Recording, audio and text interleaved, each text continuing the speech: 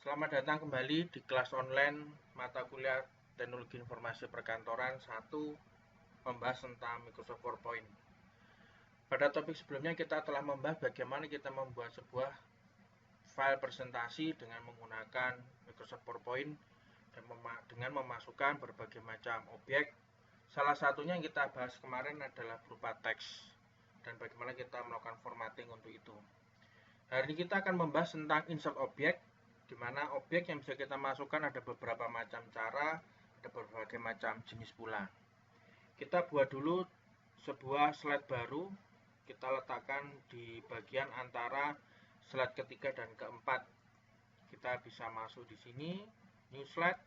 Kita pilih dengan themes yang sudah kita miliki. Kalau kita punya dua, maka kita bisa ambil salah satu. Kita ambil yang ini, title and content.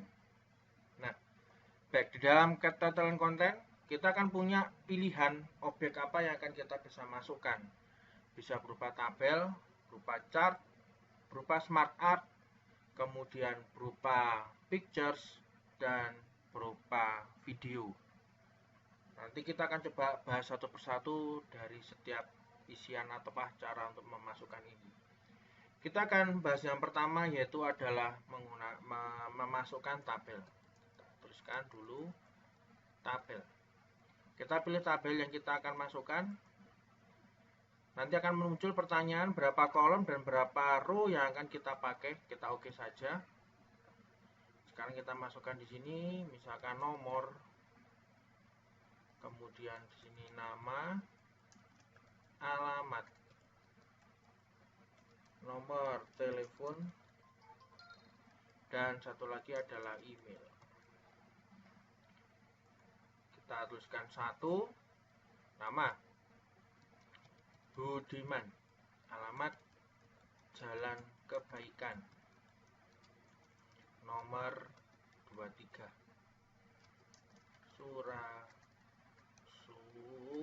Surabaya. Oke. Nomor teleponnya 031 56 08 Emailnya budiman@yahoo.com. Ya. Kita atur tampilannya agar lebih menarik. Ya, kita buat tidak terlalu sempit.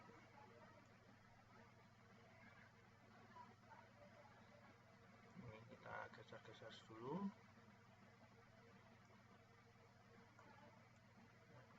Kita bisa tambahkan dengan Ctrl Tab di bagian kolom terakhir. Kita ketik 2, kemudian misalkan Syantika, Jalan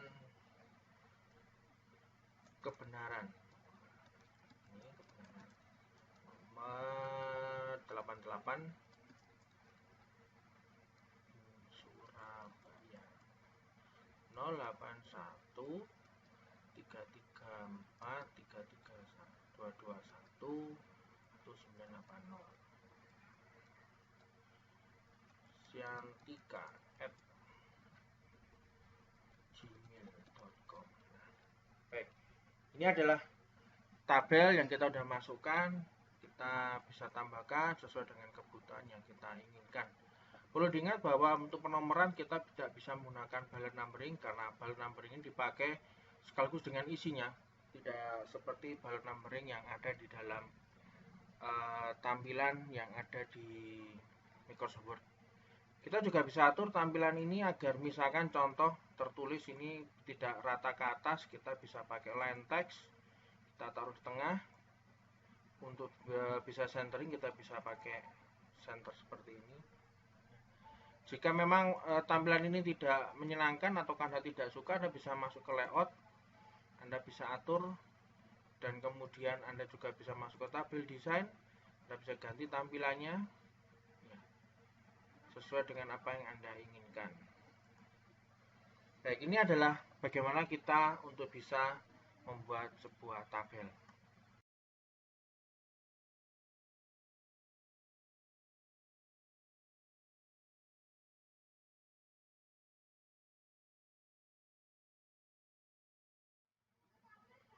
Baik, berikutnya kita akan memasukkan objek yang lain. Kita buat slide baru di sini, klik kanan, kita pilih new slide. Sekarang kita akan masukkan yaitu adalah chart. Chart kalau Anda klik maka akan menunjukkan pilihan-pilihan chart yang Anda bisa pakai di sini dari column, line, pie dan seterusnya.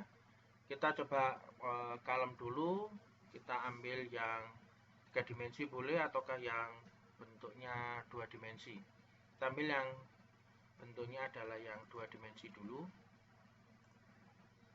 Nah, maka akan muncul tampilan seperti ini, di mana ditampilkan secara default ada 3 series.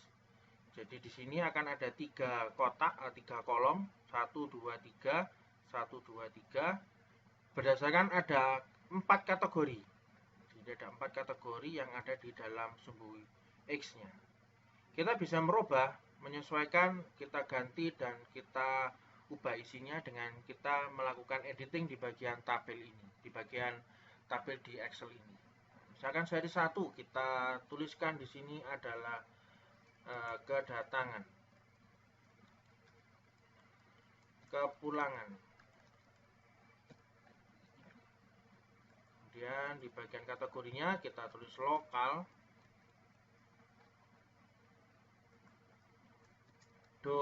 kemudian domestik. Mungkin kita pakai nasional aja, nasional,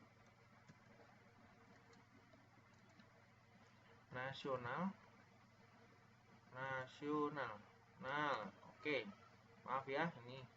Kemudian berikutnya adalah internasional. Nah, baik. Kita tidak akan menggunakan series 3 dan kategori 4. Nah, maka oleh karena itu kita bisa atur agar tidak muncul satu tabel yang tidak mempunyai identitas, ataupun ada satu keterangan series yang tidak menunjukkan sebuah identitas. Kita rubah dengan kita kecilkan isian ini seperti ini, maka nanti akan dimunculkan adalah bagian yang tersortir, yang terpilih ini saja. Kita bisa rubah misalkan di sini 4.300 ya, 2.500, 3.500, 4.500, 2.400, 400, 1.800, 2.800.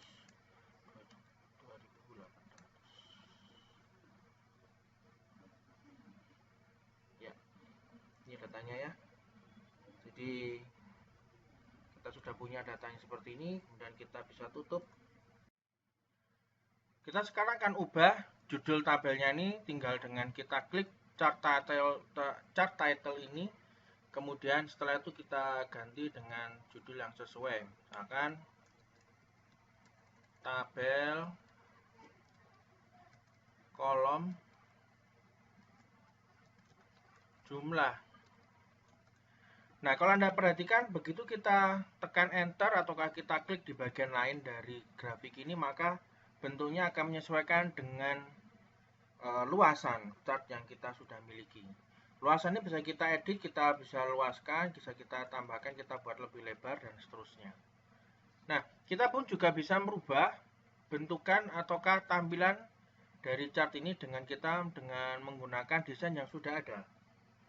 Jadi ada berbagai macam desain yang kita bisa manfaatkan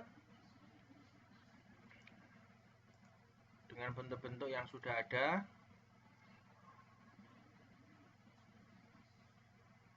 Misalkan kita mau pakai yang ini, ya ini misalkan kita mau pakai yang ini, kita bisa ganti juga warnanya, desain colornya, setting format warna yang sudah disediakan oleh Office. Jika kita ada warna-warna yang kita suka, maka kita bisa pilih salah satu, misalkan yang ini. Kita kasih judul slide ini dengan chart atau grafik begitu ya, untuk memberi keterangan. Baik, ini adalah membuat chart atau grafik, salah satunya adalah grafik kolom. yang bisa kita manfaatkan untuk menggambarkan kondisi data yang kita miliki. Satu lagi yang mungkin bisa kita lakukan dengan memodifikasi tampilan, yaitu adalah misalkan di bagian ini semua ditampilkan dalam ribuan, kita bisa buat menjadi lebih sederhana dengan misalkan kita sebutkan dalam ribuan begitu. Jadi kita akan buat dia menjadi lebih ukurannya lebih besar. Kita bisa klik dulu di sini, kemudian kita klik kanan, masuk ke format aksis. Nah, di bagian format aksis ini kita bisa tentukan besaran nilai maksimumnya, defaultnya adalah auto. Kemudian intervalnya, ini juga auto dengan bentukan seperti ini. Jadi nolnya 100, kemudian mayornya, ini maksudnya adalah yang selisih antar nilai ini, itu adalah 500. Nah, kita bisa rubah misalkan dengan kita tampilkan contohnya adalah display unitnya. Ini kan di sini terpilih none ya. Misalnya kita buat dalam bentuk ratusan. Nah, maka dia akan membagi angka 5000 itu dengan ratusan, maka akan tersisa adalah tinggal 50, 45, 40 dan seterusnya. Kalau kita ganti dengan 1000, maka akan muncul 5, 4,5, 4 dan seterusnya. Ini kita bisa ubah sendiri sesuai dengan kebutuhan kita. Nah, satu lagi yang untuk bisa kita pakai sebagai media ataukah sebagai evaluasi adalah di bagian access value. Di bagian access value ini kalau Anda klik di ini, maka akan munculnya adalah 0,0. Berarti artinya adalah access value-nya akan ada di titik posisi paling bawah, yaitu 0,0. Ini kita bisa ubah dengan kita rubah dengan posisi, misalkan contoh kita mengevaluasi seharusnya jumlah kedatangan dan kepulangan itu pada nilai tertentu, misalkan pada angka 500, misalkan di angka 1000. Nah, begitu kita tekan enter, maka kan bentuknya seperti ini ya. Ini artinya bahwa tidak ada nilai-nilai yang ada di bawah 1000. Tetapi misalkan kalau Anda buat di angka, sebagai contoh misalkan di angka 4000, kita enter, nah akan muncul bentuk seperti ini ya. Ini menunjukkan bahwa yang di bagian bawah ini adalah nilai-nilai yang kurang dari 4000. Jadi ini kalau menjadi sebagai bahan evaluasi, maka ini perlu diperhatikan ada jumlah-jumlah tertentu yang masih di bawah standar yang kita tentukan. Sementara yang di atas garis aksis, jadi yang seperti ini dan ini, itu menunjukkan bahwa nilainya sudah di atas dari 4000. Sudah memenuhi target ataukah memenuhi dengan sesuai standar yang ditentukan. Ini adalah bentuk tampilan yang Anda bisa tentukan, Anda bisa buat sendiri untuk Anda customize sesuai dengan kebutuhan yang Anda ingin tampilkan. Baik, ini adalah pembahasan kita tentang memasukkan chart ataupun grafik ke dalam sebuah slide.